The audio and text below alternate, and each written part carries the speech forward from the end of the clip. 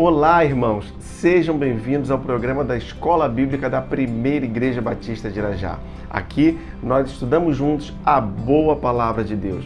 Quero te convidar a inscrever-se em nosso canal, ativar o sininho de notificações e a compartilhar os nossos vídeos. E nós já vamos para a lição de hoje, mas antes, vamos ao momento missionário.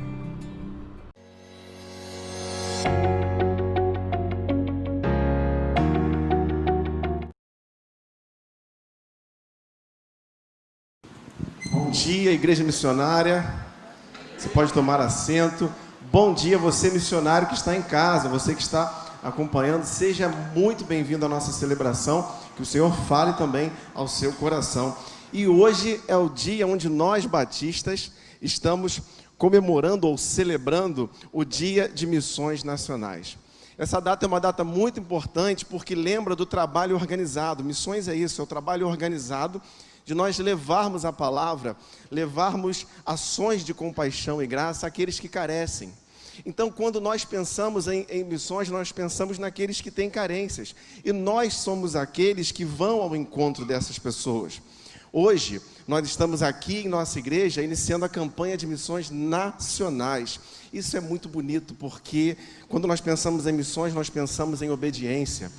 Porque, afinal de contas, estamos obedecendo o ide de Jesus quando Ele disse que nós deveríamos ir e fazer discípulos. Quando pensamos em missões, nós pensamos em oração, porque é através da oração que nós sustentamos a obra missionária. Carecemos de oração para nossas vidas, mas a obra, aqueles missionários que muitas vezes estão em locais até mesmo com risco de morte, mas eles carecem de oração.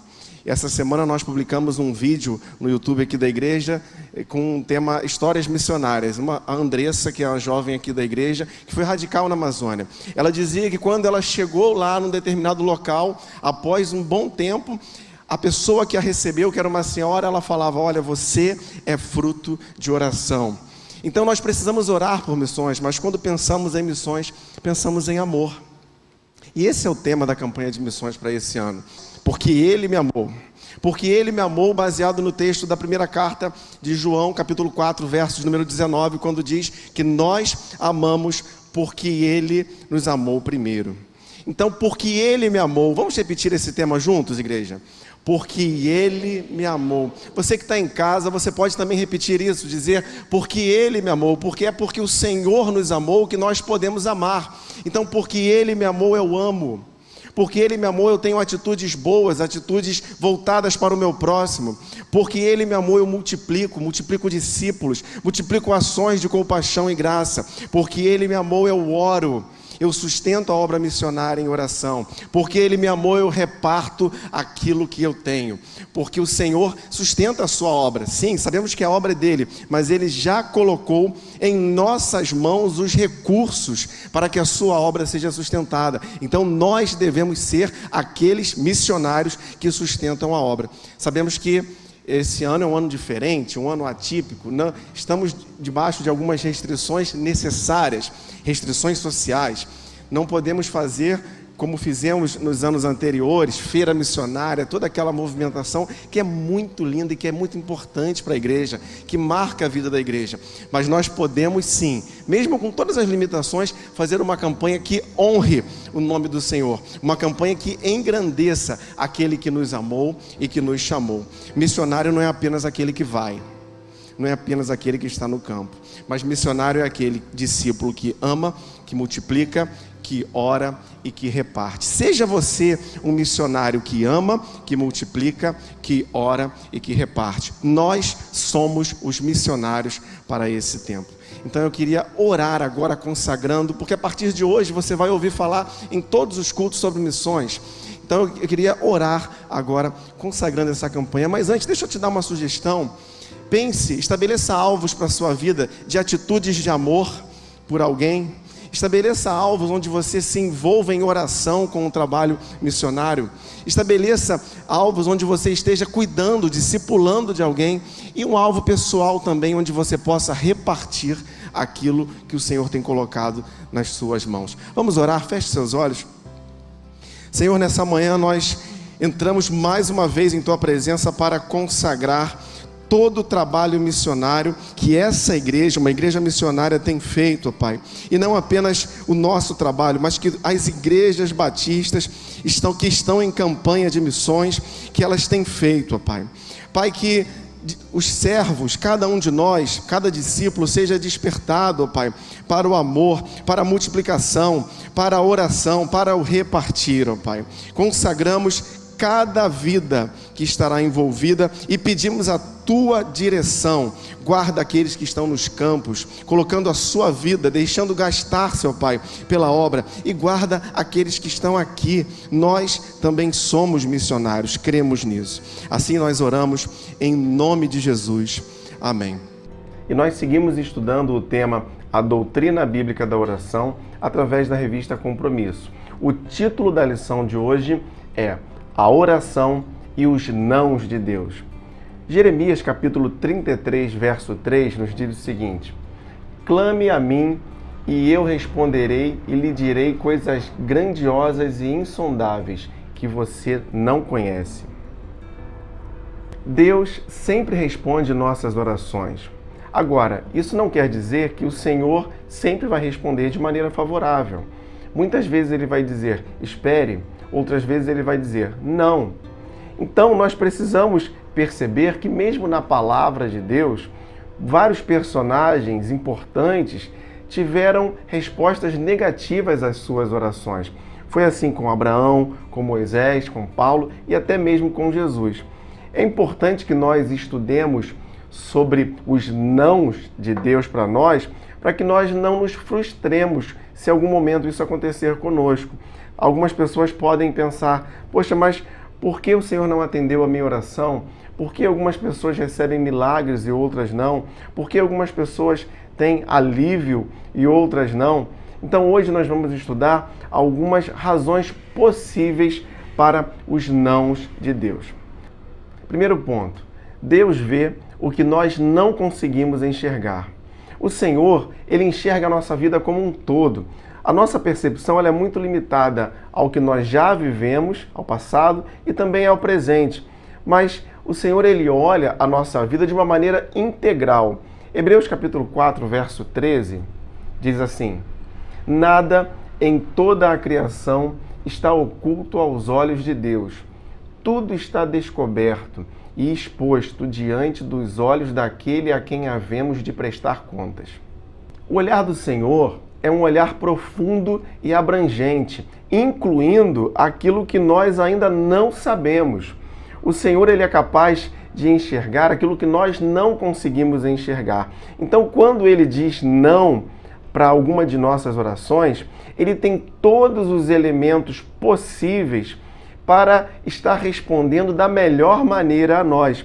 Então, o não de Deus, na verdade, ele é uma demonstração do seu amor por nós. Segundo ponto, Deus tem sempre algo melhor para nós. Tiago capítulo 4, versos 2 e 3. Vocês cobiçam coisas e não as têm, matam e invejam, mas não conseguem obter o que desejam. Vocês vivem a lutar e a fazer guerras. Não têm, porque não pedem. Quando pedem, não recebem, pois pedem por motivos errados, para gastar em seus prazeres. Muitas de nossas orações refletem a nossa total falta de sabedoria. Nós achamos que alguma coisa é melhor para nós, mas o Senhor, que sabe de todas as coisas, Ele sabe sim o que é melhor ou não para nós. Então, uma resposta negativa para esse tipo de oração é a melhor resposta que o Senhor poderia dar para nós. Isaías capítulo 55, versos 8 e 9, diz: Pois os meus pensamentos não são os pensamentos de vocês, nem os seus caminhos são os meus caminhos, declara o Senhor. Assim como os céus são mais altos do que a terra, também os meus caminhos são mais altos do que os seus caminhos, e os meus pensamentos mais altos do que os seus pensamentos. Deus tem a sua maneira de fazer as coisas. Tudo o que Ele faz é muito mais elevado, muito mais alto. Agora, muitas vezes os caminhos de Deus, eles vão requerer de nós fé, coragem e capacidade de adaptação. Filipenses capítulo 4, versos número 11, o apóstolo Paulo diz: pois aprendi a adaptar-me a toda e qualquer circunstância. Aprender fala de um processo, de uma prática. Isso nos mostra a ideia de crescimento. O próprio apóstolo Paulo foi alguém que teve que aceitar as condições que lhe foram dadas. Então isso nos fala sobre o nosso crescimento, sobre amadurecimento. O Senhor está muito mais interessado em nos ver maduros, em nos fazer crescer. Por isso, é necessário que em certas orações Ele nos responda com não. Outro ponto, Deus tem o seu propósito. Salmo de número 57, verso número 2. Clamo ao Deus Altíssimo, a Deus, que para comigo cumpre o seu propósito. Se nós orarmos fora do propósito de Deus, o Senhor há de nos dizer não. Está registrado no Evangelho de Mateus, capítulo 26, verso número 39, a atitude de Jesus. Indo um pouco mais adiante, prostrou-se com o rosto em terra e orou: meu Pai, se for possível, afasta de mim este cálice. Contudo, não seja como eu quero, mas sim como tu queres.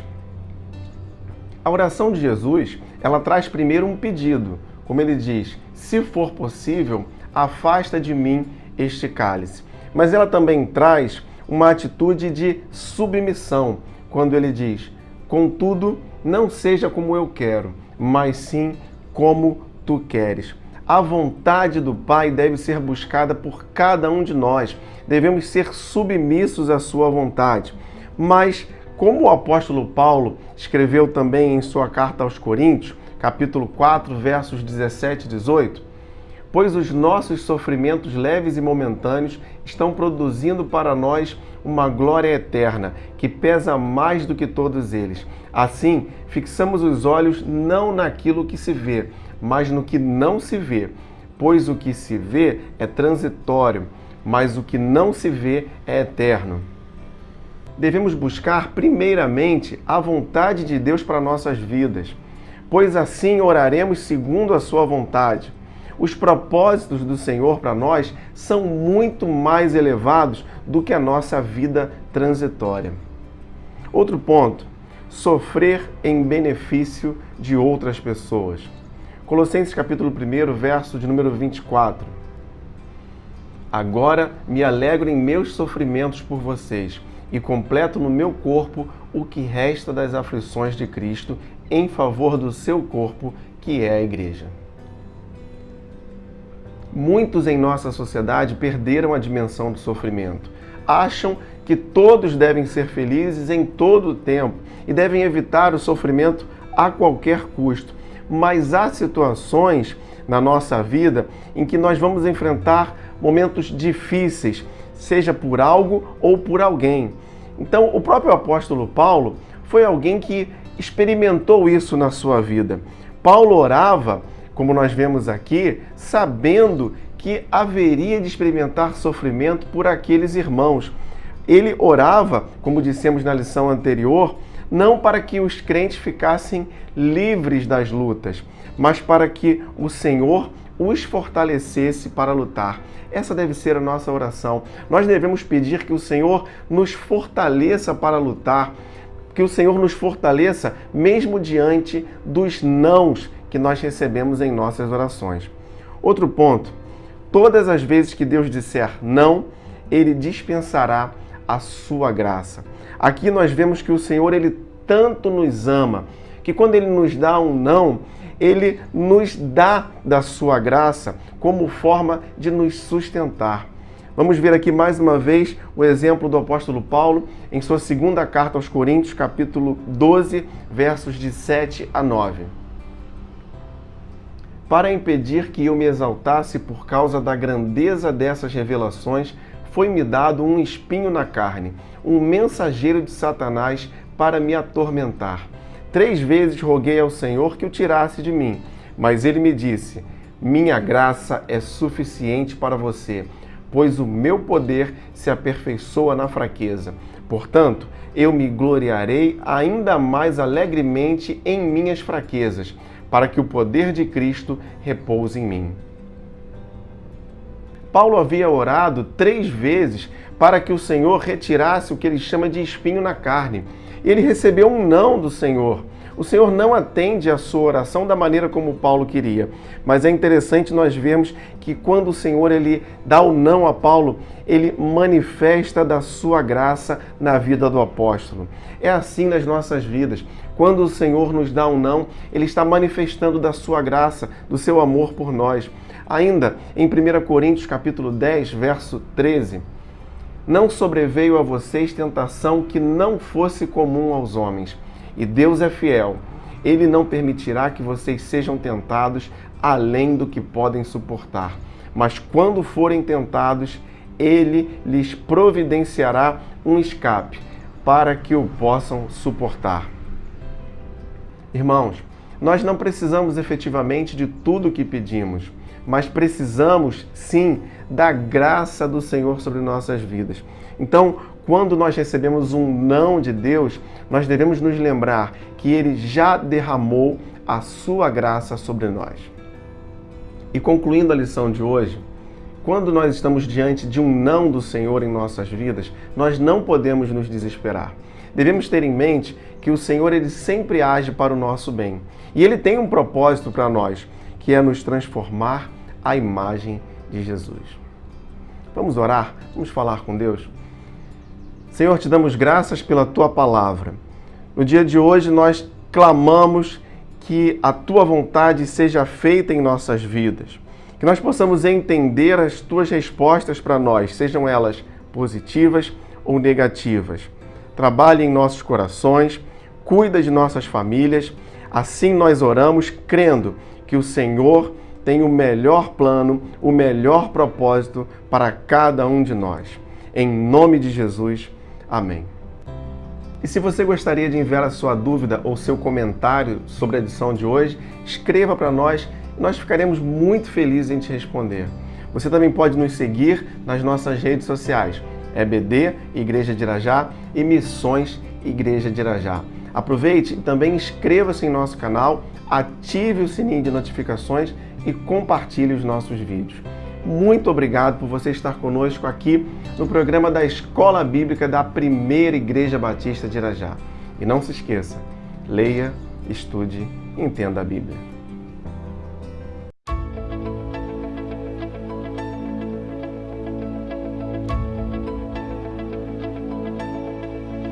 A esperança de salvação está na cruz do Rei Jesus. Por sua graça